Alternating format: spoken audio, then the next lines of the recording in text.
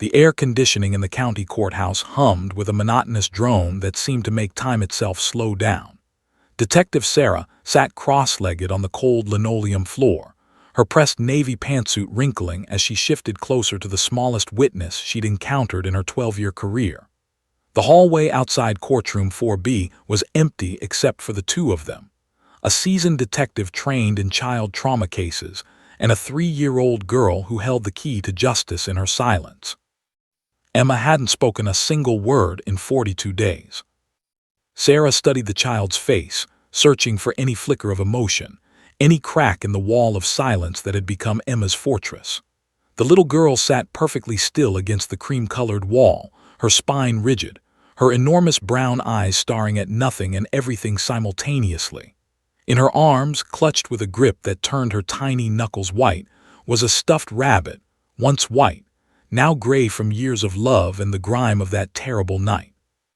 One of the rabbit's button eyes hung by a thread, and its left ear was torn nearly in half.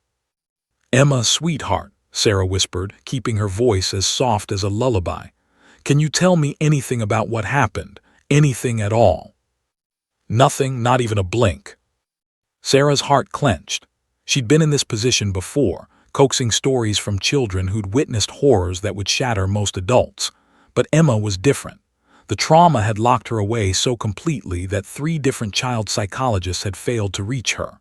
The play therapy sessions ended with untouched toys. The art therapy resulted in blank papers. Even the therapy horses at the ranch outside Minneapolis, animals that had reached countless traumatized children, couldn't break through Emma's walls.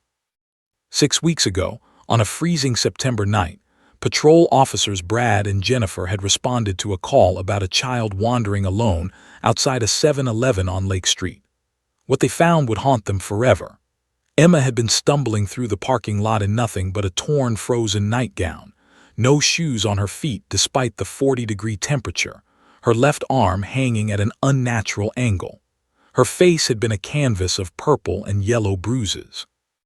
Blood had dried in her hair from a gash on her scalp. She'd been walking in circles, her eyes glazed and distant, mumbling something neither officer could understand.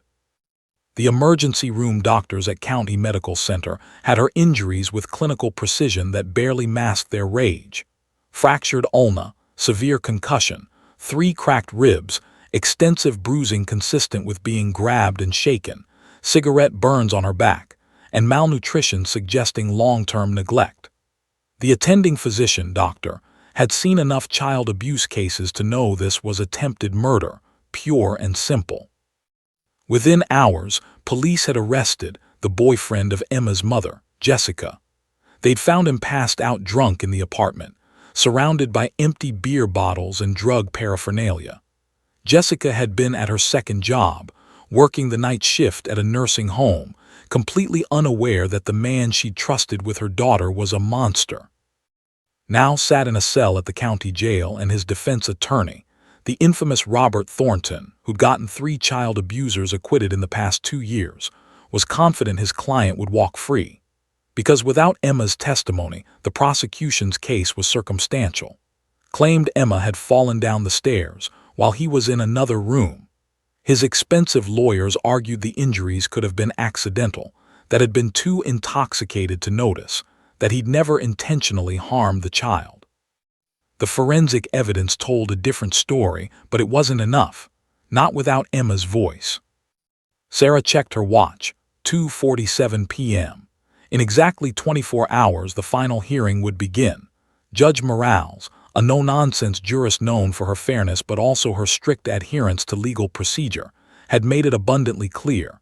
If Emma couldn't or wouldn't testify in some capacity, she would have no choice but to dismiss the most serious charges. Would likely serve 6 months for child endangerment and probation for drug possession. Then he'd be free. The thought made Sarah's stomach turn. "Emma," she tried again, her voice cracking slightly, "I know you're scared.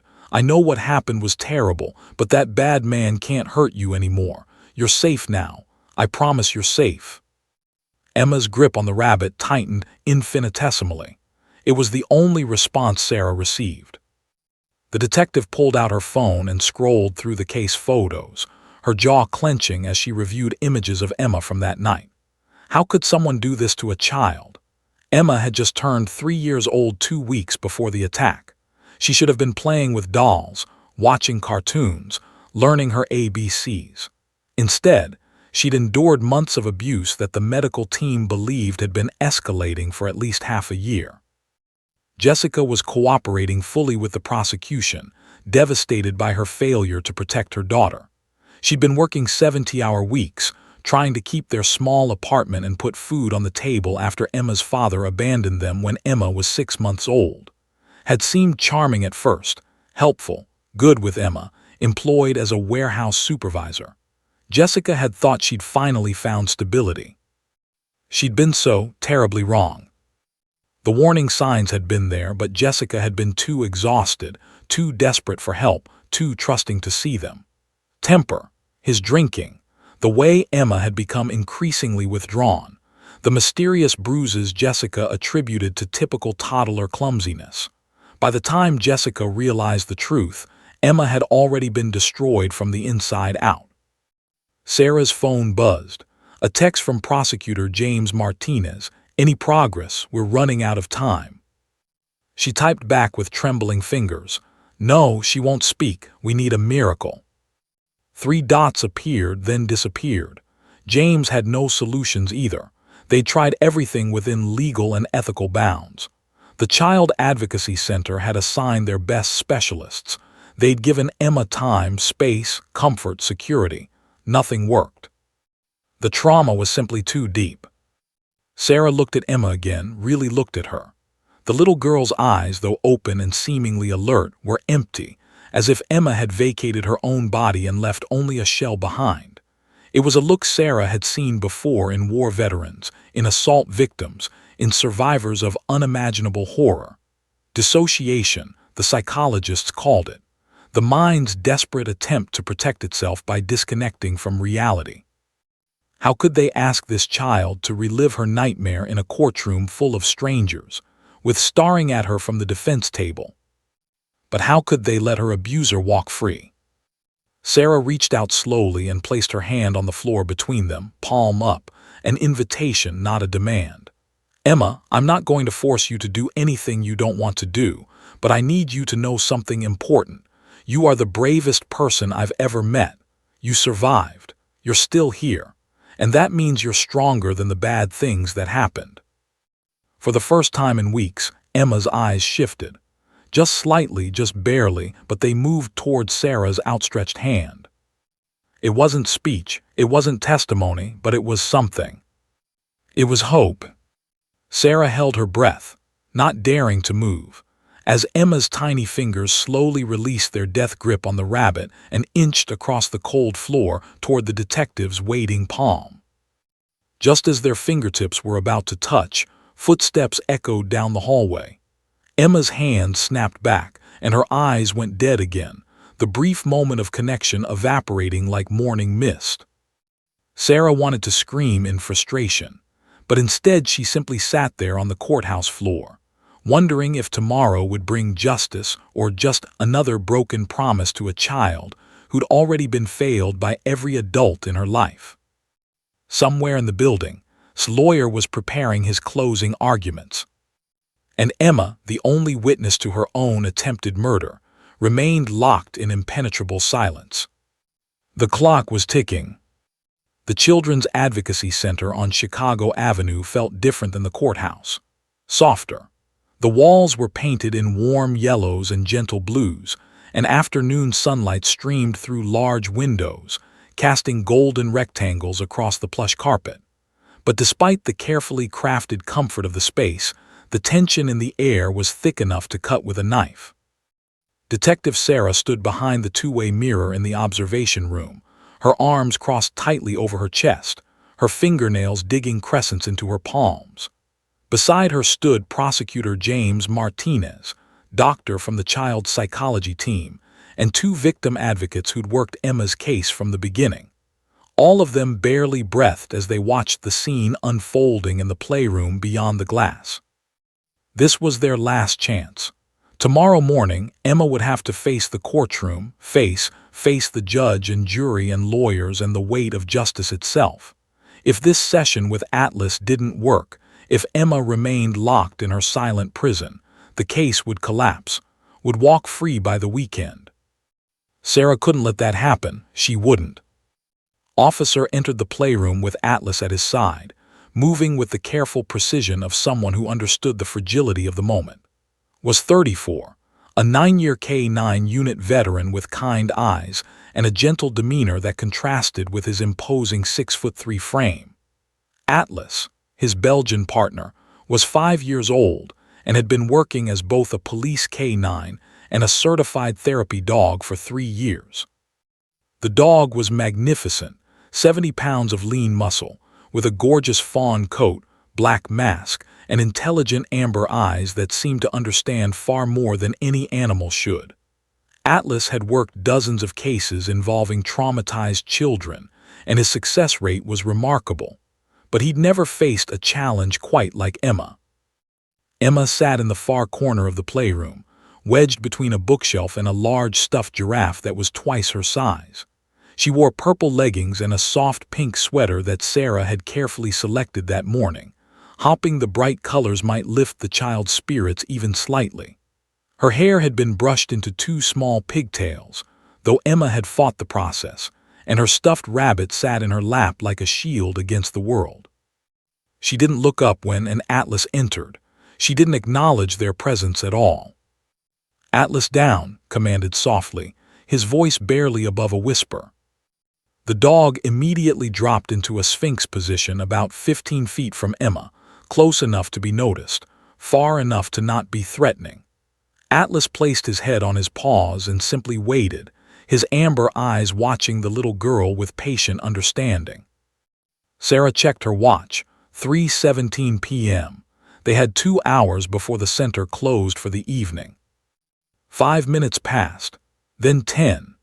Emma remained motionless, staring at the wall to her left, her small chest rising and falling with shallow breaths. Atlas didn't move either, perfectly still except for the occasional blink and the subtle twitch of his ears tracking sounds throughout the building. "Come on, sweetheart," Sarah whispered to the glass, knowing Emma couldn't hear her.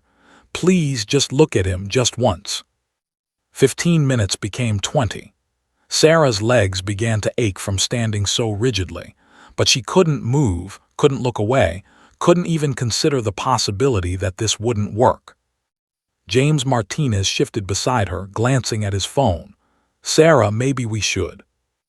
"Wait," she interrupted, her eyes fixed on the playroom. "Just wait." 25 minutes in, something changed. Emma's rocking. The subtle back-and-forth movement that Sarah had learned was Emma's self-soothing mechanism, slowed down, then stopped entirely. Her head, which had been determinedly facing the wall, turned maybe 2 degrees to the right. In the observation room, everyone leaned forward simultaneously. Emma's eyes, those enormous brown eyes that had held nothing but emptiness for 6 weeks, flickered toward Atlas. Just once, just for a heartbeat, but it was something. Atlas's tail thumped against the carpet, once, a gentle greeting that said, "I see you, I'm here." The sound seemed to startle Emma, and her gaze snapped back to the wall. But Sarah had seen it, that momentary connection, that brief spark of curiosity that proved Emma was still in there somewhere, buried beneath layers of trauma and terror.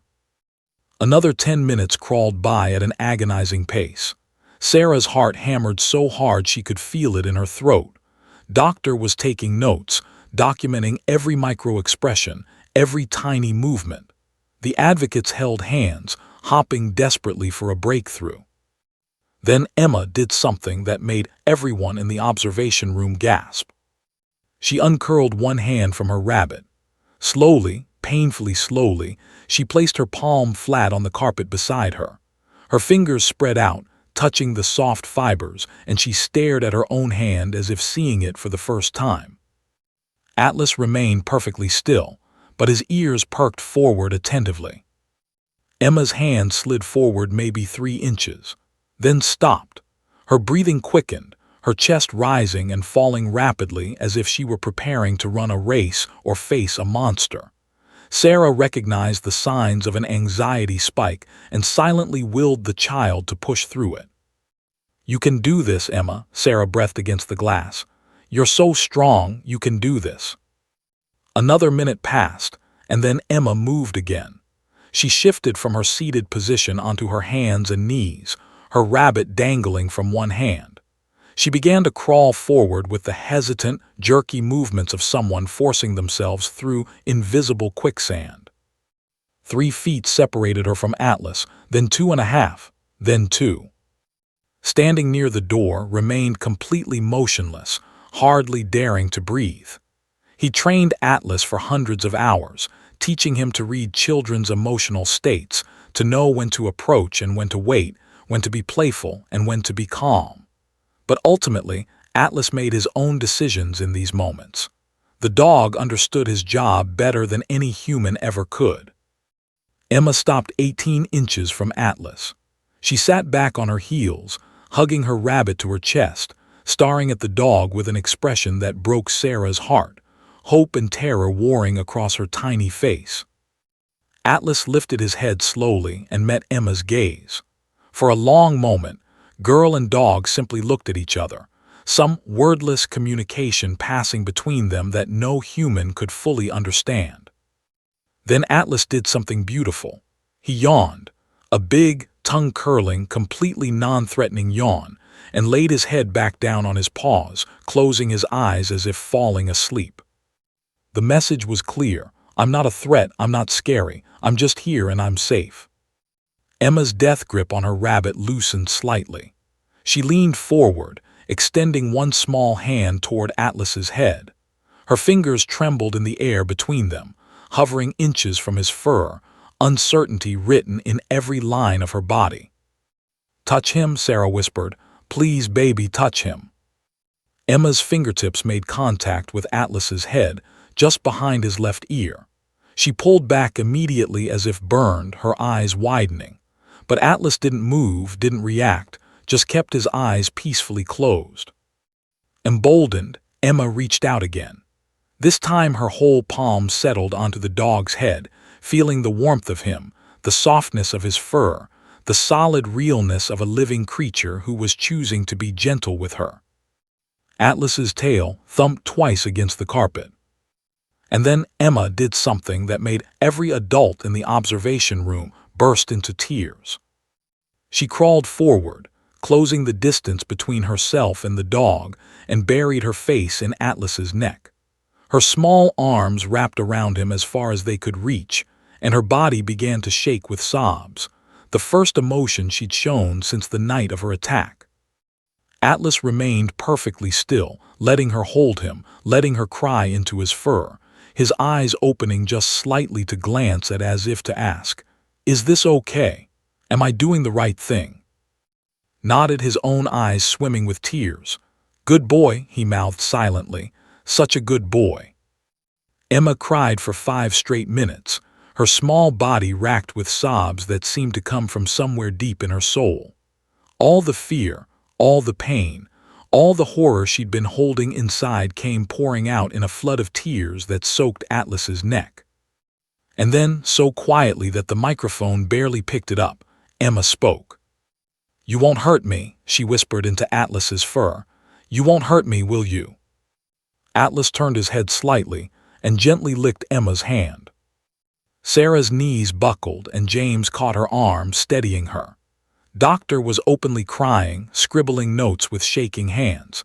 The advocates embraced each other, overwhelmed with relief and hope, and the sheer miracle of what they'd just witnessed. Emma had spoken. After 6 weeks of silence, 4 words had emerged, directed not at any human, but at a dog who'd shown her that trust was still possible. For the next 45 minutes, Emma stayed curled against Atlas, occasionally whispering things that the microphone couldn't quite capture. Sarah saw her lips moving, saw her hand pointing to different parts of her body, saw Atlas listening with complete attention as if he understood every word. When the session finally ended, Emma didn't want to leave. She clung to Atlas and had to promise her, cross his heart, that Atlas would see her again tomorrow, in the courtroom, where she would need him most. As and Atlas exited the playroom, Emma watched them go with something like longing in her eyes. But for the first time in 6 weeks, there was also something else. Hoping. Sarah entered the playroom and knelt beside Emma, who surprised her by not retreating. "Emma, you did so good today. I'm so proud of you." Emma looked at Sarah, really looked at her and whispered, "Atlas is nice." "Yes, he is," Sarah agreed, her voice thick with emotion. "And tomorrow, Atlas is going to be with you when we go see the judge. Would that be okay?" Emma considered this, then nodded slowly. "Will Atlas protect me?" "Always," Sarah promised. "He won't let anything bad happen to you. I won't let anything bad happen to you. You're safe now, Emma. You're finally safe." Emma hugged her rabbit close and said something that would echo in Sarah's mind for years to come. "I'm going to tell Atlas what did. Atlas will understand." And Sarah knew with absolute certainty that tomorrow would change everything. The county courthouse had never seen a morning quite like this one.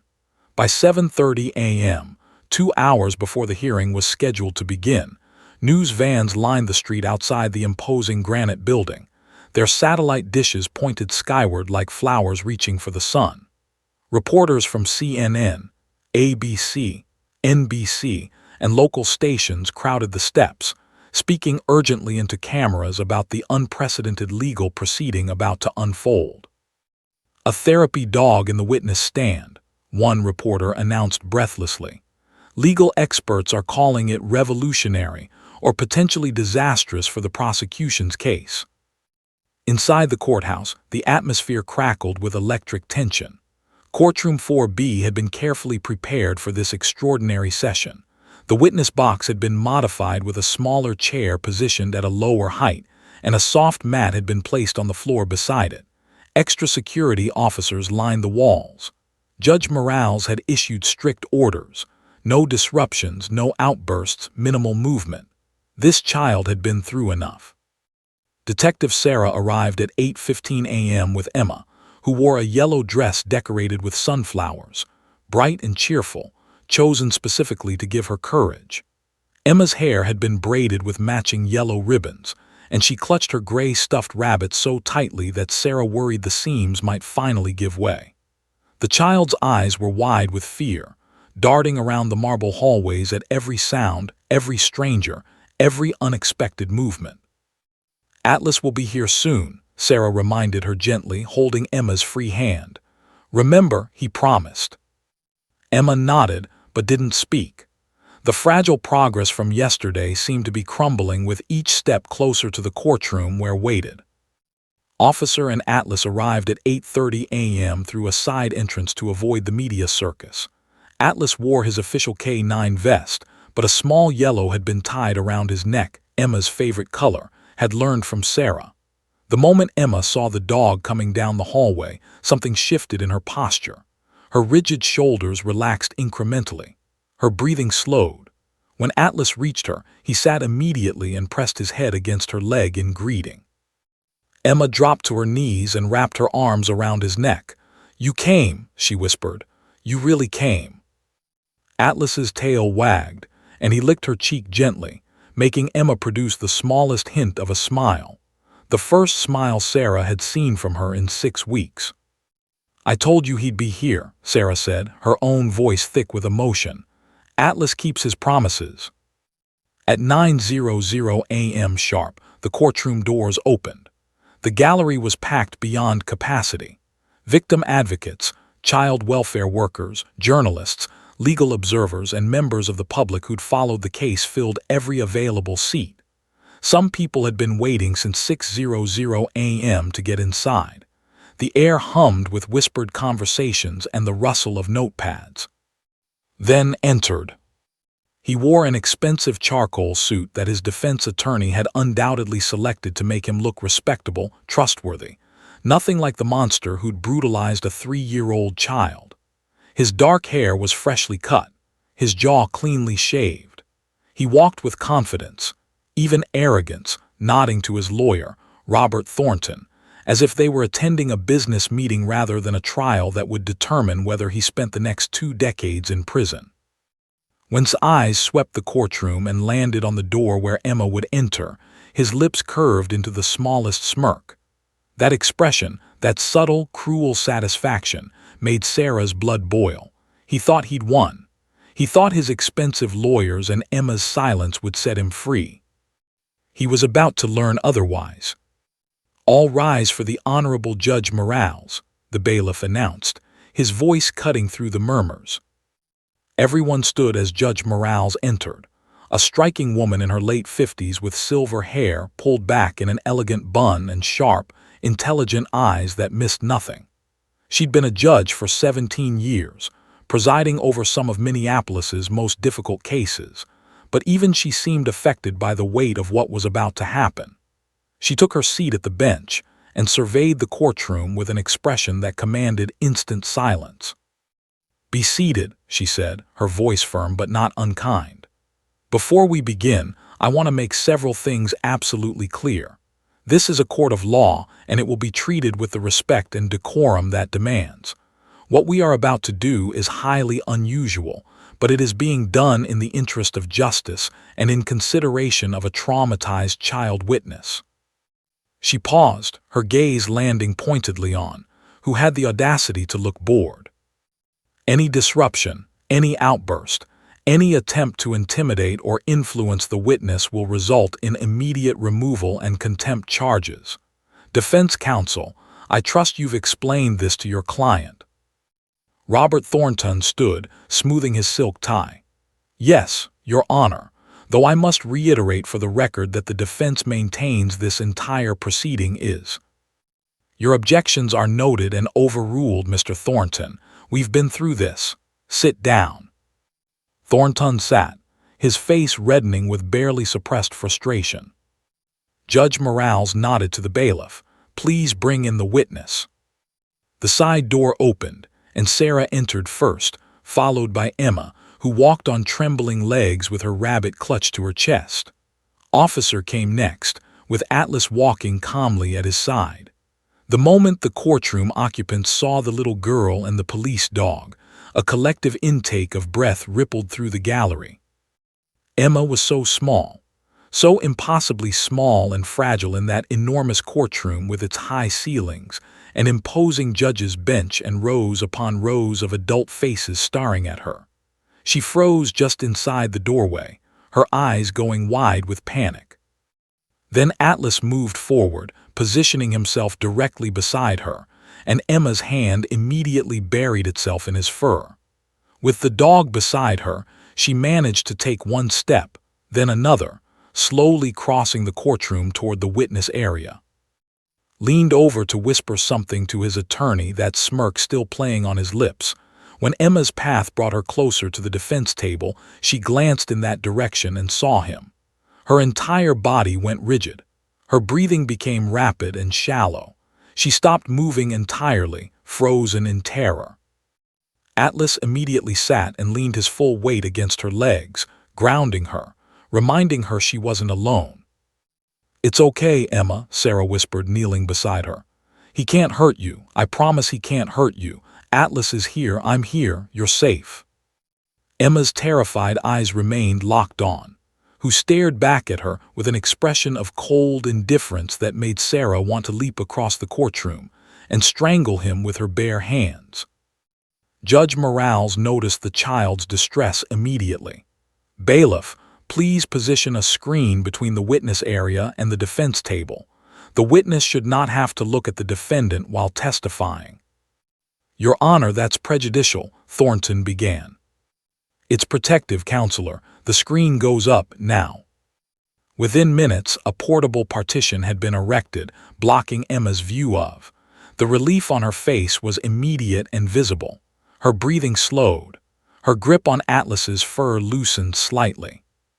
Sarah helped Emma into the small chair that had been positioned in the witness box. Atlas lay down on the mat beside her, close enough that Emma could touch him, which she did immediately, resting one small hand on his head. Stood at a respectful distance, ready to intervene if needed, but trusting Atlas to do his job. Prosecutor James Martinez approached with careful, measured steps. He'd removed his suit jacket and loosened his tie, trying to appear less formal, less intimidating. He held no papers, no files, just himself and his words. "Hi, Emma," he said softly, his voice warm and gentle. "My name is James. Thank you for being here today. I know this is scary." Emma stared at him but didn't respond, her hand still resting on Atlas's head. "I'm going to ask you some questions and you can answer them however you want, okay? You can talk to me or you can talk to Atlas, whatever makes you feel most comfortable. There's no wrong way to do this." Emma's eyes shifted to Atlas, and she leaned down slightly, bringing her face closer to the dog's ear. James smiled encouragingly. "That's perfect. Now can you tell me your name?" Silence stretched for several heartbeats. Then Emma whispered something so quietly that even with the courtroom's audio system, it was barely audible. "Emma." But she hadn't spoken to James. She'd whispered it to Atlas, as if the dog were the only safe recipient of her words. "That's a beautiful name," James said. "Emma, can you tell Atlas how old you are?" Emma held up 3 fingers, showing them to the dog. Atlas's tail thumped once against the mat. 3 years old. Wow, that's a good age." James took a breath, knowing he had to move carefully, had to build trust before asking the questions that mattered. "Emma, what's your favorite color?" "Yellow," she whispered to Atlas, "like sunshine." "Yellow is a happy color," James agreed. "And what about your rabbit? Does your rabbit have a name?" Emma pulled the stuffed animal closer, showing it to Atlas. "Mr. Hoppy. Mommy gave him to me when I was a baby." Several jurors were already wiping their eyes, moved by the sight of this tiny child finding courage through her connection with the therapy dog. James continued with gentle questions. Her favorite food, mac and cheese. Her favorite TV show, Blue Eye. Whether she liked stories, yes, building a rhythm, establishing that Emma could answer questions, that she could communicate, even if only to Atlas.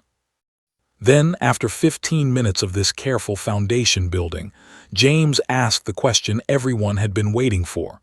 "Emma, can you tell Atlas about the night you got hurt? The night the police officers found you?" The change in Emma was instantaneous and devastating. Her face went chalk white. Her entire body began to tremble. Her hand clenched in Atlas's fur so tightly that her knuckles turned white. Her breathing became rapid and panicked, her chest heaving as if she couldn't get enough air. In the gallery, Sarah half rose from her seat, ready to intervene to stop this, to protect Emma from reliving her trauma. But then Atlas did something extraordinary.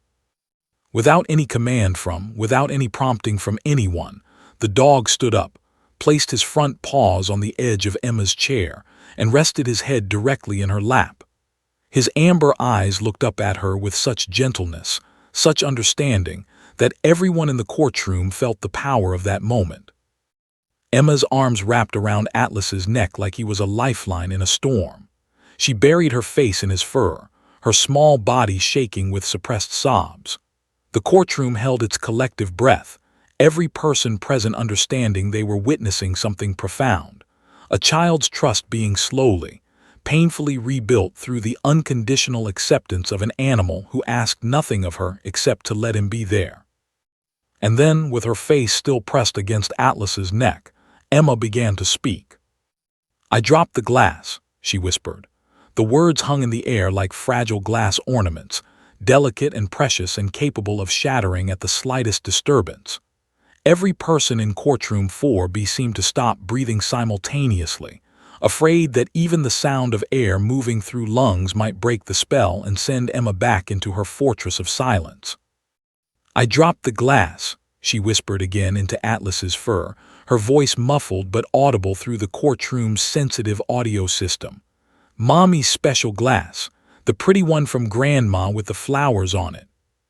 Prosecutor James Martinez stood perfectly still, his heart hammering so hard he could feel it in his throat. He'd prosecuted child abuse cases for 15 years, had heard testimony from dozens of young victims, but nothing had ever felt as precarious as this moment. One wrong word, one sudden movement, and Emma might retreat forever. "The glass with the flowers," James repeated softly, his voice barely above a whisper. "Can you tell Atlas what happened when you dropped it?" Emma's small fingers twisted in Atlas's fur, and the dog remained absolutely motionless, as if he understood that his stillness was the only thing keeping this terrified child anchored to reality. Her breathing was quick and shallow, her chest rising and falling rapidly beneath her yellow sundress. "I was trying to put it in the sink," Emma continued, her words coming faster now, tumbling out like water breaking through a dam. "I climbed on the chair, the blue chair by the table, because I'm too little to reach. I wanted to help. Mommy was at work and I wanted to help clean up." Tears began streaming down her face, dripping onto Atlas's dark fur. The dog shifted slightly, pressing closer to her, and Emma's arms tightened around his neck. But it was slippery. It had juice in it, orange juice, and my hands were too small, and it slipped and it fell and it broke into a million pieces all over the floor. So many pieces, like stars, glass stars everywhere. In the jury box, a middle-aged woman with kind eyes pressed a tissue to her face. 2 other jurors were openly crying. Even the court reporter's hands trembled slightly as she transcribed every word. Behind the partition, shifted in his seat, Robert Thornton placed a warning hand on his client's arm, sensing the dangerous energy building in the man beside him. Emma's voice dropped to barely a whisper. "I said sorry. I said sorry. I didn't mean to break it. I didn't mean to." "Of course you didn't mean to," James said gently. "Accidents happen. What happened after the glass broke, Emma? Can you tell Atlas?" Emma's entire body began to shake more violently. She was crying in earnest now, tears and mucus running down her face, but she didn't let go of Atlas. The dog remained her anchor, her safety, the only thing standing between her and the abyss of terror that threatened to swallow her whole. "Was sleeping on the couch," she said, her voice cracking. "But the glass woke him up. The sound of breaking woke him up and he was so angry." She pulled back slightly from Atlas to look into the dog's amber eyes, as if seeking permission to continue, seeking reassurance that speaking these words wouldn't make the nightmare real again. Atlas gazed back at her with infinite patience, and Emma found her courage. "He yelled really loud, so loud. He said bad words, words Mommy says I'm never supposed to say. He said I was stupid. He said I was a stupid, worthless little brat who ruins everything. He said," her voice dropped to barely audible, "he said he wished I was never born." Detective Sarah, sitting in the gallery, had to bite her lip to keep from making a sound. Her hands were clenched so tightly in her lap that her nails drew blood from her palms. Emma continued, her words spilling out faster now, as if she discovered that speaking them made them less powerful, less capable of destroying her. "He got off the couch and he walked toward me and I was scared. I was so scared, Atlas. He looked like a monster. His face was all red and his eyes were scary and he smelled bad, like the bottles he drinks from that Mommy says are bad." "What did do next?" James asked, keeping his voice level despite the rage building in his chest. Emma demonstrated on her stuffed rabbit, her small hands gripping Mr. Hoppy's arms. "He grabbed me like this, really tight. His fingers hurt my arms so much. And then he picked me up and he shaked me and shaked me. She shook the rabbit violently, mimicking the motion, and several jurors gasped audibly. My head went back and forward and everything got blurry and spinny. I tried to say stop, I tried to say sorry again, but no words came out, just crying. I was crying so much." Emma buried her face back in Atlas's neck, her small body racked with sobs. Judge Morales leaned forward, her own eyes glistening with unshed tears, clearly struggling with whether to call a recess or allow Emma to continue while she had found her voice. James made the decision for her. "Take your time, Emma. Atlas is right here. He's not going anywhere." After a moment, Emma lifted her head again. Her face was blotchy and red, her nose running, but there was something different in her eyes now, a kind of fierce determination, as if she decided that had taken enough from her, and she wouldn't let him take her voice too. "Then he throwed me," she said, her grammar childish but her meaning devastatingly clear. "He lifted me up high and he throwed me across the room like I was garbage, like I was nothing." She gestured with one small hand, showing the arc of her flight through the air. "I hit the wall right here." She touched the back of her head where a scar was still visible beneath her hair. "Everything went black for a little bit. When I waked up, I was on the floor and everything hurt. My head hurt. My arm hurt so bad, it was bent wrong, Atlas. It was bent the wrong way." She showed the dog her left arm, which had been in a cast for 4 weeks after the incident. "My tummy hurt where I hit the wall. I couldn't breathe right. And there was blood. I touched my head and my hand got all red and sticky." The courtroom was utterly silent except for Emma's voice and the quiet sounds of people crying in the gallery. Even the stenographer had tears streaming down her face as her fingers continued their mechanical dance across the keys. Was yelling more bad words. He said I better clean up the glass. He said if I told Mommy what happened, he would hurt her too. He would hurt Mommy and it would be all my fault. Then he drank more from his bottle and he kicked me. "He kicked you?" James asked, his voice tight with controlled fury. Emma nodded and lifted her shirt slightly, showing a faded bruise on her that was still visible despite 6 weeks of healing. "Right here, with his boot, the black boot with the buckles. It hurt worse than anything ever. I couldn't breathe at all. I thought I was going to die, Atlas. I really thought I was going to die." She said this last part with such innocent honesty that it broke something in every adult present. This child, this 3-year-old baby, had believed she was dying, had faced her own mortality alone on a dirty apartment floor while her abuser drank himself into oblivion. "What did you do then, Emma?" James asked, though he already knew from the police reports. He needed the jury to hear it from her. "I was too scared to move for a long time," Emma said. "I just laid there on the floor with all the broken glass around me and I was so scared. But then went back to the couch and he drank more and more from his bottles and he fell asleep. I could hear him making those loud sleeping sounds, the snoring sounds. And then," James prompted gently, "I got up really, really slow. Everything hurt so much. My arm was hanging funny and my head was dizzy and there was blood on my nightgown. I wanted to find Mommy, but Mommy was at work, so I hid first." "Where did you hide?" "In my closet, under my clothes on the floor. I pulled all my dresses down on top of me so couldn't find me if he waked up. I stayed there for a really long time. Maybe forever. I don't know. It was dark and I was cold and I kept thinking maybe Mommy would come home and make it better." Emma's voice grew smaller, younger if that was possible. "But Mommy didn't come, and I got more and more scared. I thought maybe would wake up and hurt me more. I thought maybe he would kill me dead like he said. So when I heard him snoring really loud, I sneaked out." "You left the apartment?" James asked. "I couldn't open the big front door. The lock is too high for me. But the window in Mommy's room doesn't lock good. It's broken. I pushed it open and I climbed out. I fell in the bushes and it hurt, but I didn't care. I just and. She made running motions with her arms, still holding onto Atlas with one hand. "I didn't have shoes. I forgot shoes. The ground was cold and it hurted my feet, but I just kept running. I didn't know where to go. I just kept running until I saw lights and people, and I thought maybe someone would help me find Mommy."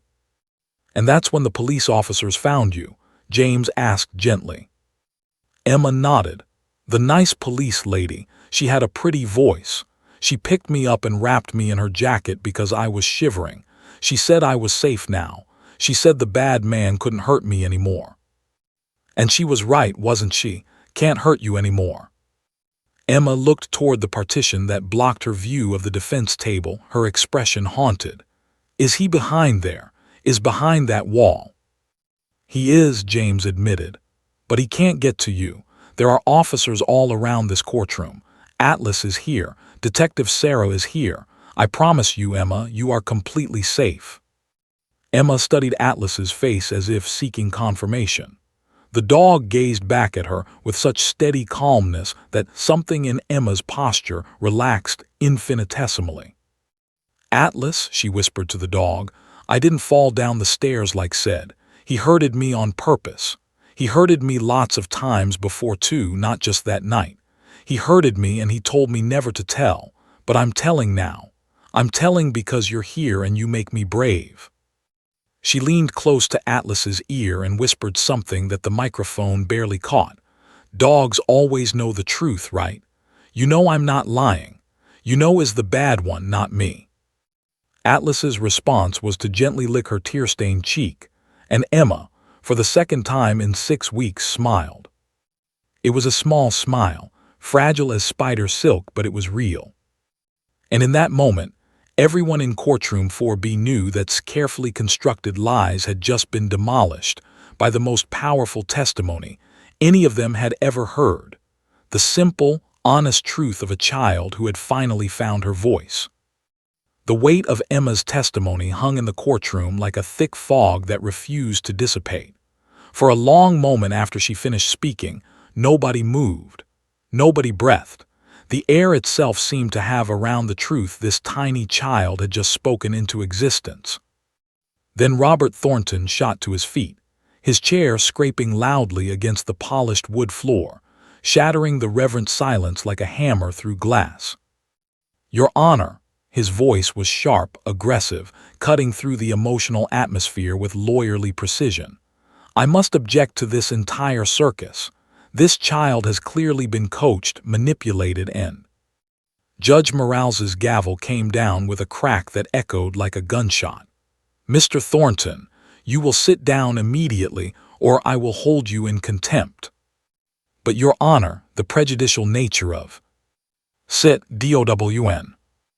The command in Judge Morales's voice left no room for argument. Thornton's face flushed crimson, but he dropped back into his chair, his jaw clenched so tightly that the muscles jumped beneath his skin. Beside him, sat with his arms crossed, but Sarah noticed something crucial. His hands were shaking. The arrogant smirk had vanished, replaced by barely suppressed panic. Judge Morales turned her attention back to Emma, her stern expression softening instantly. Emma, you've been incredibly brave today. I know these questions are difficult. Mr. Thornton's lawyer needs to ask you some questions now, but remember, Atlas is right there with you and nobody is going to hurt you. Do you understand? Emma nodded, her fingers still buried in Atlas's fur. The dog had shifted position slightly, now sitting upright beside her chair with his body angled protectively between Emma and the rest of the courtroom. Prosecutor James Martinez returned to his seat, making brief eye contact with Sarah. The unspoken message was clear. Emma had given them everything they needed. Now they just had to protect her through cross-examination. Thornton stood again, this time moving more carefully, as if approaching a wild animal that might bolt at any sudden movement. He'd built his career on aggressive cross-examination, on breaking down witnesses and exposing inconsistencies. But even he seemed to recognize that his usual tactics would backfire spectacularly with a traumatized 3-year-old. Emma, he began, his voice artificially gentle in a way that made Sarah's skin crawl. You love your mommy very much, don't you? Emma looked at Atlas rather than at Thornton. Yes, mommy is nice. She gives me hugs and reads me stories. And your mommy works very hard, doesn't she? Sometimes she's very tired. Objection, Martinez said calmly. Relevance. I'm establishing the witness's ability to accurately perceive and remember events, Your Honor. Overruled, but get to your point, Mr. Thornton. Thornton continued. Emma, on the night you got hurt, it was very late, wasn't it? You were probably very sleepy. Emma's brow furrowed. She whispered to Atlas, "I wasn't sleepy, I was scared." "But it was nighttime and you'd been sleeping, right? Maybe you had a bad dream. Sometimes when we have bad dreams, we can't tell what's real and what's not real." "I didn't have a dream." Emma's voice rose, her small body tensing. Atlas immediately leaned against her legs, grounding her. She took a shaky breath and continued speaking to the dog. "Atlas, it wasn't a dream. Dreams don't make your arm break. Dreams don't make you bleed real blood." Several jurors nodded, clearly moved by the child's logic. Thornton shifted tactics, his frustration beginning to show. "Emma, you said you dropped a glass. Accidents happen, right? Maybe you fell after dropping the glass. Maybe you slipped on the broken pieces and that's how you got hurt." "No," Emma's voice was firm now, stronger. "Grabbed me. He shaked me. He throwed me. I didn't fall. Falling is an accident. Did it on purpose." "But you're very young, Emma. Sometimes young children don't understand the difference between—" "I know the difference," Emma interrupted, her voice sharp with frustration. She looked directly at Atlas, her eyes filling with tears again. "Why doesn't he believe me? I'm telling the truth. You know I'm telling the truth, right, Atlas?" Atlas's tail thumped once against the floor, and Emma seemed to draw strength from that simple gesture. Thornton tried again, but his confidence was visibly wavering. "Emma, has anyone told you what to say today? Has the detective or the prosecutor asked you to say certain things about my client?" Emma's response was devastating in its simplicity. "Nobody told me what to say. I just said what happened. Atlas knows when people lie. Dogs are good at knowing. You're trying to make me say didn't hurt me, but he did hurt me. He hurt me lots of times." "Lots of times," Thornton pounced on this, sensing an inconsistency. "But you only told us about one night. If there were other times, why didn't you mention them before?" Emma looked at Atlas and her small voice grew quieter but no less certain. "Because nobody asked before, and because I was scared. Said if I told anyone, he would hurt Mommy. He said it would be my fault if something bad happened to her." She paused, then continued with heartbreaking honesty. "But Detective Sarah said can't hurt anyone anymore. She said he's locked up. She said it's safe to tell now. So I'm telling everything." And then Emma did something that would be replayed on news broadcasts across the country for weeks to come. She began pointing to different parts of her body, speaking directly to Atlas as if she were giving a medical report. "He pushed me down the stairs 2 times. That's where this scar came from." She pointed to her knee. "He pulled my hair so hard that some came out. That was when I spilled juice on his video game controller." She touched her scalp. "He locked me in the closet for a whole day when I was crying too loud. I got so hungry. He burned me with his cigarette when I asked for dinner." She twisted to show a mark on her shoulder blade. "He squeezed my arm so hard it made purple marks like flowers." She showed her upper arm. "And he said bad words to me every single day. He said I was garbage. He said nobody loved me. He said Mommy wished I was never born." The courtroom was utterly silent except for Emma's small voice cataloging months of abuse. Each revelation landed like a physical blow. The jurors looked horrified. Even the bailiff, a 20-year veteran who'd seen everything, had tears streaming down his weathered face. Sarah pulled out her phone and quickly texted the medical examiner. "Check Emma's full body scan against her testimony. Every injury she just described." The response came back within minutes. "Already doing it. Every single injury matches, including ones we documented but couldn't explain. This child is providing a roadmap to her own abuse. It's heartbreaking and irrefutable." Thornton had gone pale. He glanced back at whose carefully maintained composure was cracking like ice in spring. His leg was bouncing rapidly under the table. His breathing had become audible, and sweat had appeared on his forehead despite the cool courtroom air. "No further questions," Thornton said abruptly, practically fleeing back to his seat. But Judge Morales wasn't finished. "Mr. Martinez, do you have any redirect?" James stood, knowing he needed to end Emma's testimony on the strongest possible note. "Just one question, Your Honor," he approached Emma gently. "Emma, you've been very brave today. I have to ask you something important, and I want you to think carefully before you answer. You can tell Atlas. Is everything you told us today the truth?" Emma looked at Atlas, and then, in a moment that would haunt for the rest of his life, she turned and looked directly toward the partition that separated her from her abuser.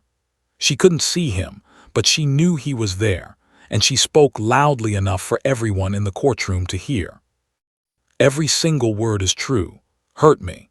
He hurt me a lot, and I'm not scared to say it anymore because Atlas is here and he makes me strong, and you promised can't hurt me or Mommy ever again." She turned back to Atlas and hugged him fiercely. "Right, Atlas, he can't hurt us anymore." The dog responded by gently licking her hands, and Emma smiled through her tears. "Thank you, Emma," Judge Morales said softly. "You may step down. You never have to come back to this courtroom again." Officer stepped forward to escort Emma and Atlas out through the side door. As they passed the defense table, even though the partition blocked Emma's view, suddenly stood up, knocking over his chair. "You little liar," he shouted, his voice raw with rage and desperation. "You stupid little—" He lunged toward the partition, but 4 bailiffs were on him instantly, forcing him down, snapping handcuffs onto his wrists.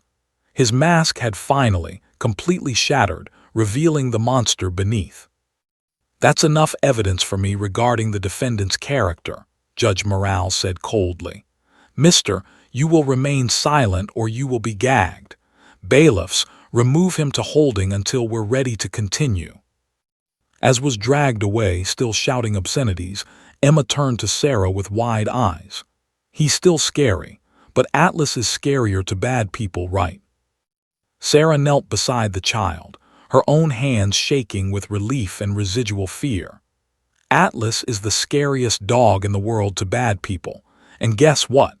You're scarier than both of us combined because you just told the truth, and nothing scares bad people more than the truth." Emma considered this, then nodded solemnly. "The truth is like magic. It makes bad people go away." "Yes, sweetheart," Sarah whispered, pulling Emma into a hug. "Yes, it does."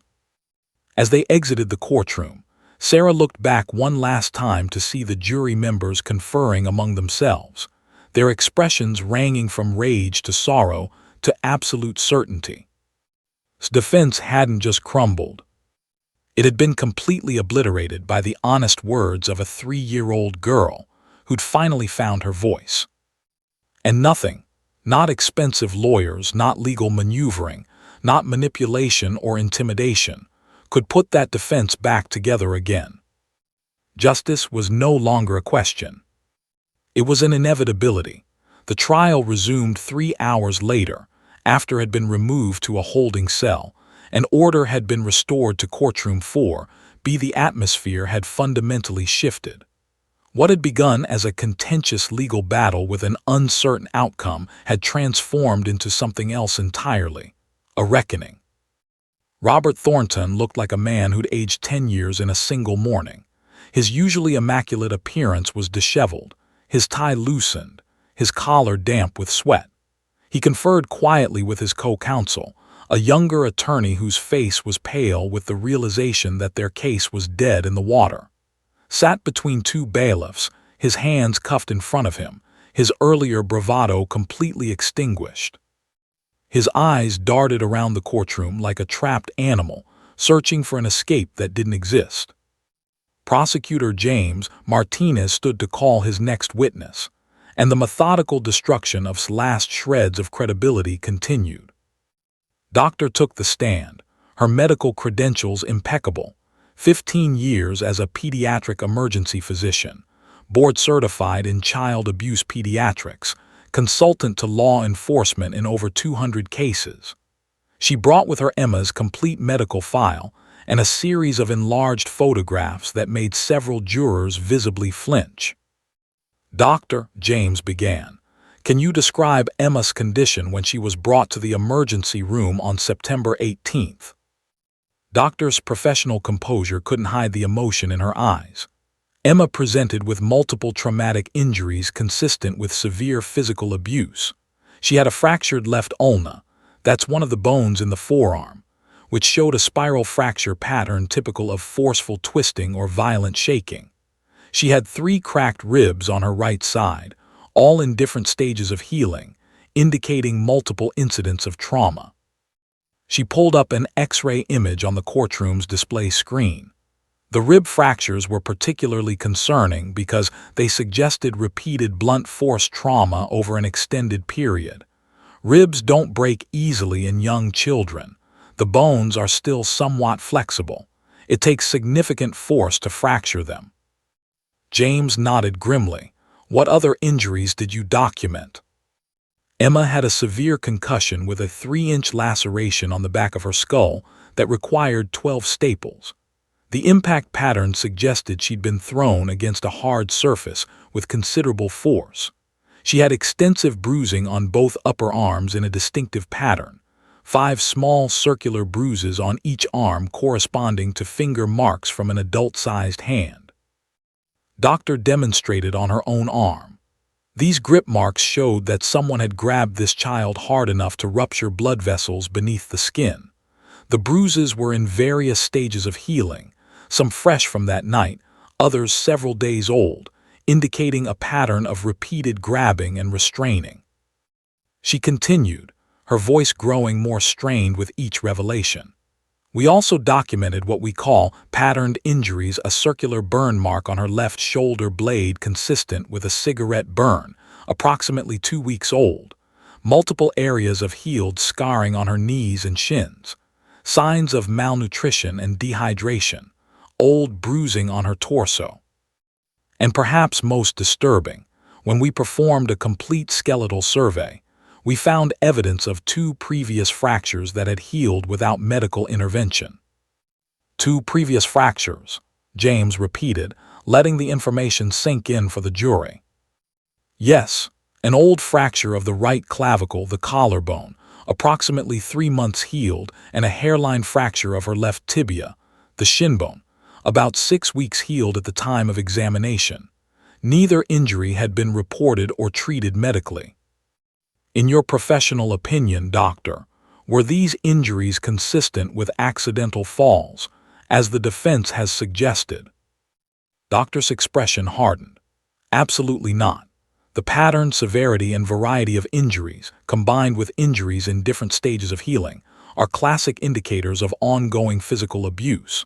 A child who simply fell down the stairs would not present with cigarette burns, grip marks, multiple healed fractures, and the specific injury patterns we documented. These injuries tell a story of systematic, intentional violence inflicted on a defenseless child over an extended period. She looked directly at the jury. In my 15 years of practice, I've seen hundreds of cases of child abuse. Emma's injuries were among the most severe I've encountered in a child who survived. Had she not escaped that apartment when she did, I believe she would have been killed within days or weeks. The courtroom was silent except for quiet sobbing from the gallery. Even the court reporter had stopped typing momentarily, overcome by emotion. When Robert Thornton attempted to cross-examine Doctor, his questions were weak and half-hearted.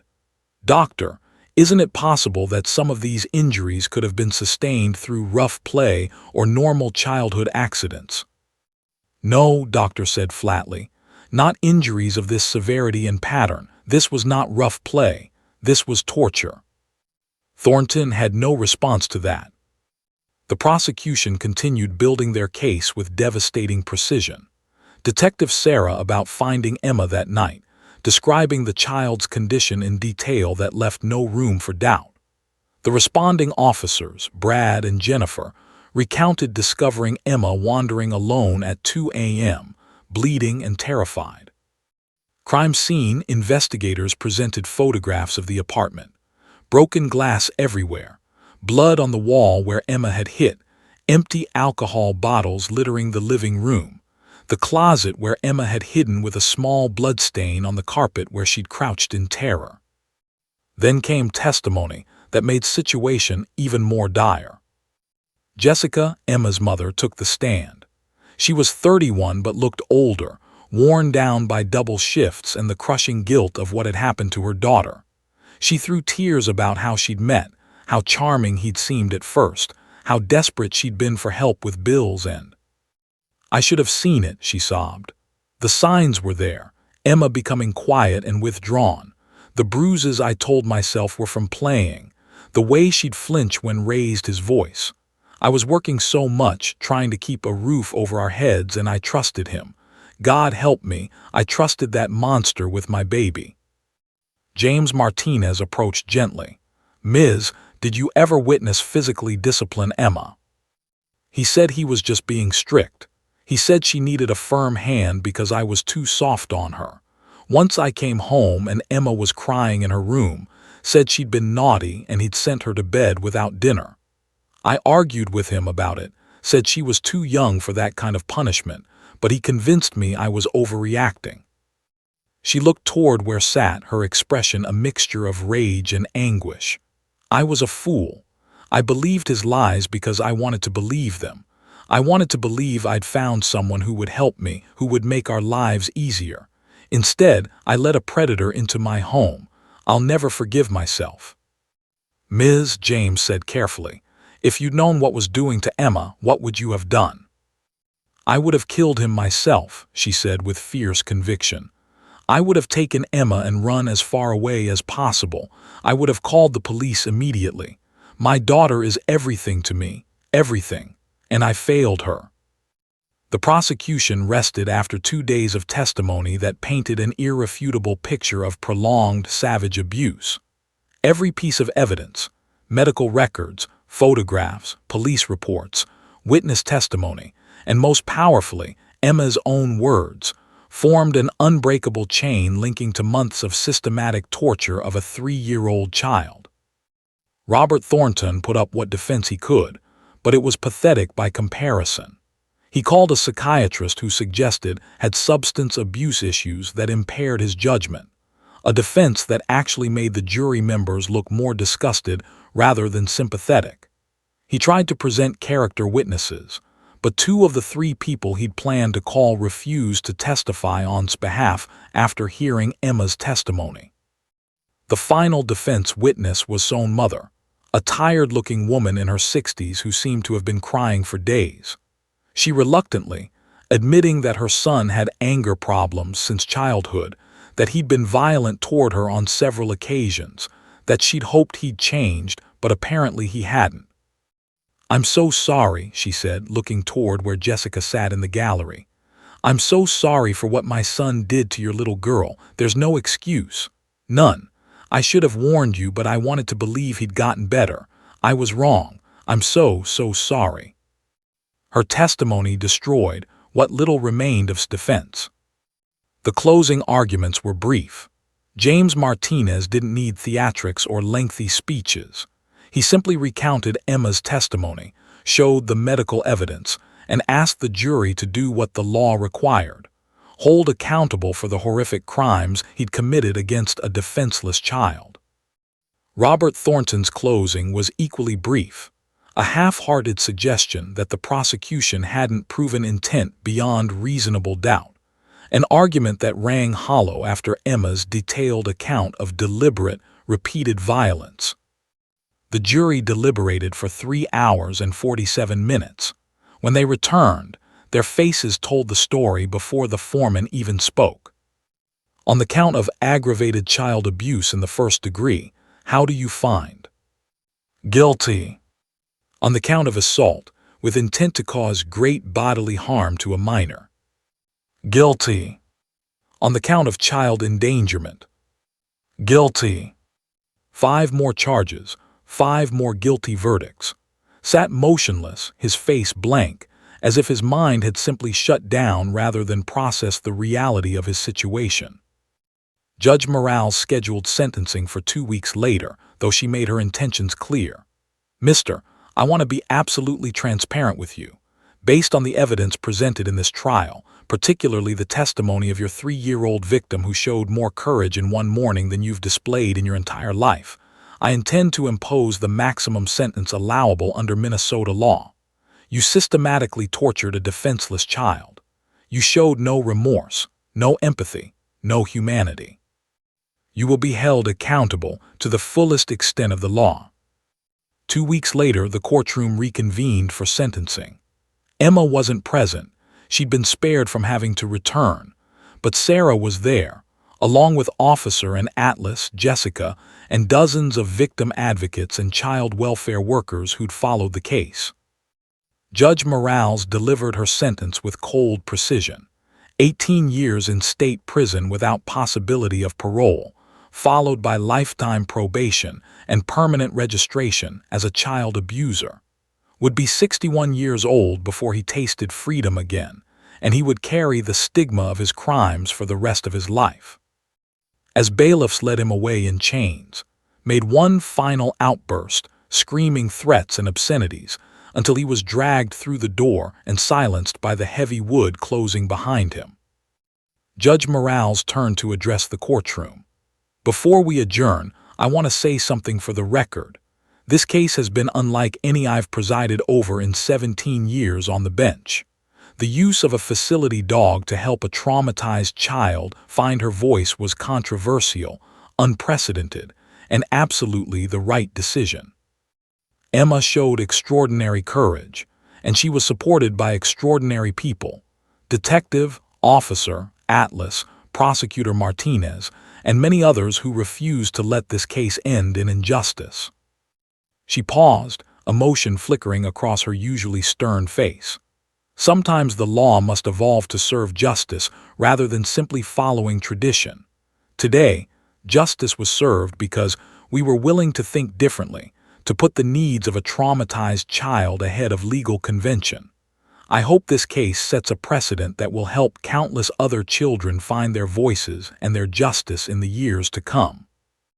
As the courtroom emptied, Sarah stepped outside to call Emma with the news.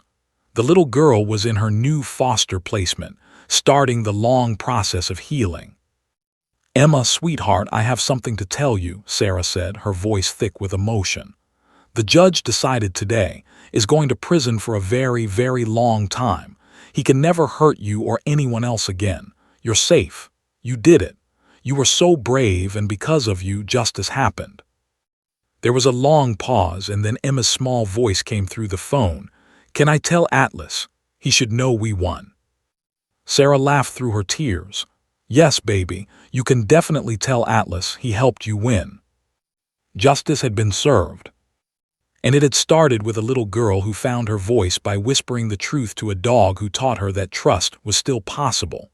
9 months had passed since Emma spoke her truth in Courtroom 4B, and the world looked different now. Not just for Emma, but for countless children whose voices had been trapped in silence by trauma and fear.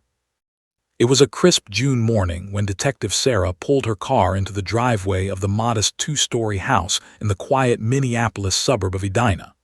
The home had a cheerful yellow door. Emma had insisted on that color, and a small garden where sunflowers were just beginning to bloom. Wind chimes hanging from the porch created gentle music in the breeze, and a pink bicycle with training wheels sat propped against the garage door. This was Emma's home now. Sarah and her husband, David, had completed the adoption paperwork 3 months ago, though Emma had been living with them as a foster placement since shortly after the trial. Jessica, Emma's biological mother, had made the heartbreaking but loving decision to voluntarily terminate her parental rights, recognizing that Sarah could provide the stability and safety Emma desperately needed. Jessica visited twice a month, slowly rebuilding her relationship with her daughter, attending the therapy sessions that were helping all of them heal. Sarah knocked on her own front door, a courtesy she'd adopted because sometimes Emma still got startled by unexpected sounds or sudden movements. David answered, his warm smile reaching his eyes. He was a high school English teacher with infinite patience and a gentle soul, exactly the kind of father Emma needed. "She's been ready for an hour," David said with a chuckle. "She's wearing her yellow dress, the fancy one with the lace, and she insisted on the sparkly shoes even though I told her they might be uncomfortable. Sarah laughed, stepping inside to find Emma sitting on the living room couch, clutching Mr. Hoppy, who'd been professionally cleaned and repaired, his torn ear carefully stitched and his missing button eye replaced. Emma herself was transformed from the hollow-eyed, silent child Sarah had first met. Her cheeks had filled out with healthy weight. Her hair, now shoulder-length and shiny with proper nutrition, was pulled back with yellow ribbons. But most importantly, her eyes held light again, curiosity, joy, and the innocent wonder that every 4-year-old should possess. "Mama Sarah," Emma jumped up and ran to embrace her. The word Mama still made Sarah's heart swell every time she heard it. "Is it time? Is Atlas coming?" "Yes, sweetheart. We're going to the courthouse for the special ceremony, remember. Atlas will be there, an officer and Judge Morales, and lots of other people who are very proud of you." Emma's expression grew serious. "We'll be there." "No, baby, is in prison far away from here. He'll never be at any place you go ever again. I promise." Emma nodded, satisfied with this answer. She'd been in therapy twice a week with Doctor, who specialized in childhood trauma, and the nightmares that once plagued her sleep every night now only came occasionally. She was learning that the world contained more good people than bad, more safety than danger, more love than pain. The county courthouse looked festive in a way it rarely did. Banners hung in the main lobby announcing the first annual courthouse facility dog recognition ceremony. Media crews filled the steps outside, but this time they were there to celebrate rather than to document tragedy. As Sarah and Emma walked through the marble hallways, Emma holding Sarah's hand tightly with one hand and Mr. Hoppy with the other, people stopped to smile and wave. Emma had become something of a local celebrity, though Sarah and David worked hard to protect her privacy and ensure she had as normal a childhood as possible. The ceremony was being held in the same courtroom where Emma had, but today it had been transformed. Colorful balloons floated near the ceiling. Chairs had been arranged theater-style facing a small stage. Children's artwork decorated the walls, pictures drawn by young trauma survivors who'd been helped by facility dogs in the months since Emma's case had sparked a national movement. Emma entered the courtroom and immediately spotted Atlas sitting regally beside Officer near the front. Her face lit up like the sun breaking through clouds. "Atlas," she called out, forgetting all about being shy or nervous. She dropped Sarah's hand and ran down the aisle, her sparkly shoes clicking on the wood floor. Atlas's tail began wagging the moment he saw her, and when Emma reached him, she threw her arms around his neck in a hug that had become their signature greeting. The dog tolerated the enthusiastic embrace with the patience of a saint, his tail thumping steadily against the floor. "I missed you so much," Emma whispered into his fur. "Guess what? I'm in preschool now, and I have a friend named Sophie who has a dog too, but he's not as special as you. Nobody's as special as you." Smiled down at them, his eyes suspiciously bright. In the past 9 months, he and Atlas had become something of a phenomenon. They'd traveled to 12 states, training other K9 handlers in facility dog protocols. They'd been featured on 60 Minutes, Good Morning America, and in a lengthy article in the New York Times, but insisted that none of it would have happened without Emma's courage. The courtroom filled quickly. Judge Morales arrived, wearing her judicial robes but with a gentler expression than she usually displayed on the bench. Prosecutor James Martinez was there with his wife and 3 daughters. Doctor came, along with several nurses from the emergency room who treated Emma that terrible night. Jessica sat in the second row, tears already streaming down her face as she watched her daughter laugh and play with Atlas, a sound she'd feared she might never hear again. Victim advocates, child psychologists, social workers, police officers, and legislators filled the remaining seats. Minnesota State Senator Elizabeth had sponsored the bill that would officially establish courthouse facility dog programs across the state, and she was there to announce that the legislation, nicknamed Emma's Law, had passed unanimously, and would be signed by the governor the following week. Judge Morales called the ceremony to order, and the noise settled into expectant silence. Ladies and we are here today to celebrate something remarkable, the power of compassion, innovation, and courage to transform our justice system. 9 months ago, this courtroom was the site of a trial that captured national attention, not because of the crime committed, though that was horrific enough, but because of how we chose to help a traumatized child find her voice. She gestured to where Emma sat in the front row, still holding onto Atlas's collar. Emma taught us that sometimes justice requires us to think beyond convention, to prioritize healing alongside accountability, to recognize that the most vulnerable members of our society deserve every accommodation we can provide. Judge Morales outlined the changes that had occurred since Emma's testimony. 47 states were now in various stages of implementing courthouse facility dog programs. The Department of Justice had issued new guidelines for interviewing child witnesses. Law schools were adding coursework on trauma-informed legal practices. Donations had poured in to train more facility dogs. The waiting list was now over 300 dogs long. But numbers don't tell the real story, Judge Morales continued. The real story is in the individual children who have found their voices because of what Emma started. In the past 9 months, we've had 23 child witnesses testify in Minnesota courts with facility dogs present. 23 children who might have remained silent have spoken their truths. 23 cases that might have failed have resulted in convictions. 23 predators who might have walked free are now behind bars. She paused, her voice growing thick with emotion. And countless children who haven't yet had to testify feel safer knowing that when and if that day comes, they won't have to face it alone. Senator spoke next, announcing that Emma's law would provide state funding for training facility dogs, establishing protocols for their use in courtrooms, and creating a statewide network of handlers. She presented Emma with a framed certificate naming her the Honorary Ambassador for Courthouse Facility Dogs in Minnesota. Emma accepted the certificate solemnly, studying the fancy calligraphy. Then she looked at Atlas and whispered loudly enough for everyone to hear, "Atlas, we're ambassadors. Do you know what that means? I don't either, but it sounds very important." Laughter rippled through the courtroom, the good kind, the healing kind. Officer was awarded the Minnesota Medal of Valor for his work with Atlas and his dedication to training other handlers. In his acceptance speech, he kept it simple. "This medal doesn't belong to me. It belongs to a little girl who showed more bravery in one morning than most people display in a lifetime, and to a dog who understood what she needed before any of us did. I'm just the guy lucky enough to be along for the ride." Then came the moment everyone had been waiting for. Judge Morales called Emma to the stage, and Sarah accompanied her, supporting her but letting Emma walk on her own.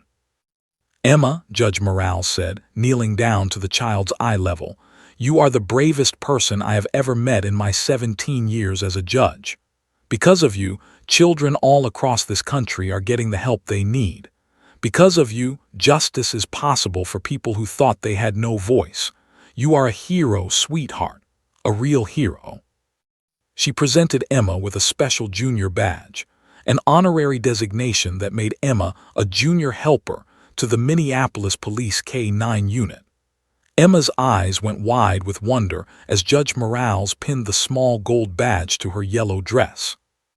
"Does this mean I can help other kids be brave like Atlas helped me?" Emma asked. "Yes," Judge Morales said, wiping away tears. "That's exactly what it means." Emma threw her arms around the judge's neck in an impulsive hug that broke every rule of courtroom decorum and made everyone present cry happy tears.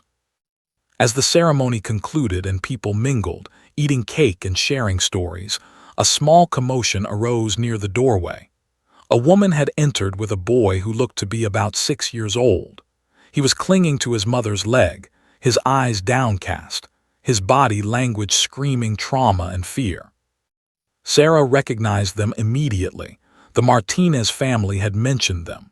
The boy, Christopher, was scheduled to testify in 2 weeks in a case against his stepfather. He hadn't spoken since the abuse started over a year ago. His mother had brought him today, hoping that seeing Emma might give him hope. Emma noticed the boy staring at her from across the room.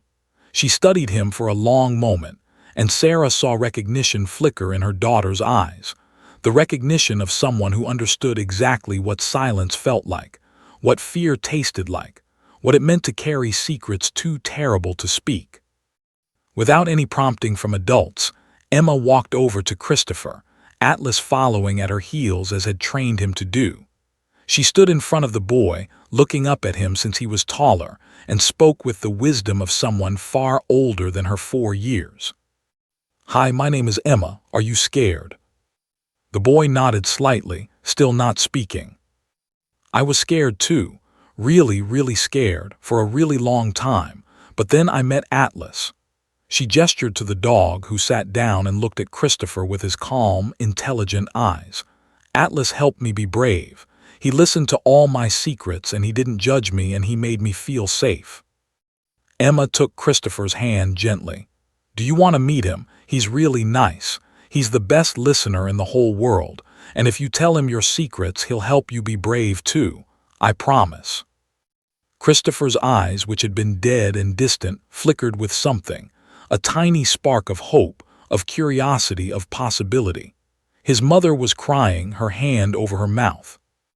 Slowly, Christopher reached out toward Atlas. The dog didn't move, just waited patiently for the boy to make contact. When Christopher's fingers touched Atlas's head, he gasped slightly, as if surprised by the warmth, the softness, the reality of something good in a world that had shown him mostly cruelty. "See," Emma said encouragingly. "He won't hurt you. He only protects. That's his job, protecting kids like us who need help being brave." Sarah watched this interaction with her heart in her throat, understanding that she was witnessing the ripple effect of healing. Trauma survivors helping other trauma survivors. Courage inspiring courage. Hope spreading like light driving back darkness. Over the next hour, Emma became an unofficial ambassador indeed. 3 other children who were scheduled to testify in upcoming cases had been brought by their advocates. Emma talked to each one, introducing them to Atlas, sharing her story in simple terms they could understand, showing them that speaking the truth was possible and that they didn't have to do it alone. As the sun began to set and the ceremony finally wound down, Sarah and David prepared to take Emma home. She was exhausted but happy, chattering about the day's events as they walked to the car. "Mama Sarah," Emma said as Sarah buckled her into her car seat, "I think I want to help more kids like Christopher. When I grow up, I want to have a job where I help scared kids be brave." Sarah kissed her daughter's forehead. "I think that's a beautiful dream, sweetheart, and I have no doubt you'll make it come true." As they drove through the streets of Minneapolis toward their yellow-doored house with its sunflower garden, Sarah reflected on the impossible journey they'd traveled. 9 months ago, Emma had been a broken child who seemed irreparably damaged. Today, she was a thriving, healing, joyful little girl who was already finding purpose in her pain, already transforming her trauma into a mission to help others. That night, after Emma had been tucked into bed with Mr. Hoppy and her glowing softly in the corner, Sarah stood in the doorway watching her daughter sleep peacefully. David came up behind her, wrapping his arms around her waist. "You saved her," he whispered. "No," Sarah said softly. "A lot of people saved her, and more than anyone, she saved herself. We just gave her the tools. Atlas gave her the courage, but Emma did the hardest work of all. She chose to survive. She chose to speak. She chose to hope again." She paused, watching Emma's chest rise and fall with the deep breathing of a child who no longer feared her dreams. "And now," Sarah continued, "she's going to spend the rest of her life helping other children make that same choice. Trauma tried to destroy her, but instead, it forged her into something extraordinary, a beacon of hope for everyone who thinks they're too broken to be fixed." David squeezed her hand, tried to break her. He failed, Sarah said with fierce pride. Emma is unbreakable, and now the whole world knows it.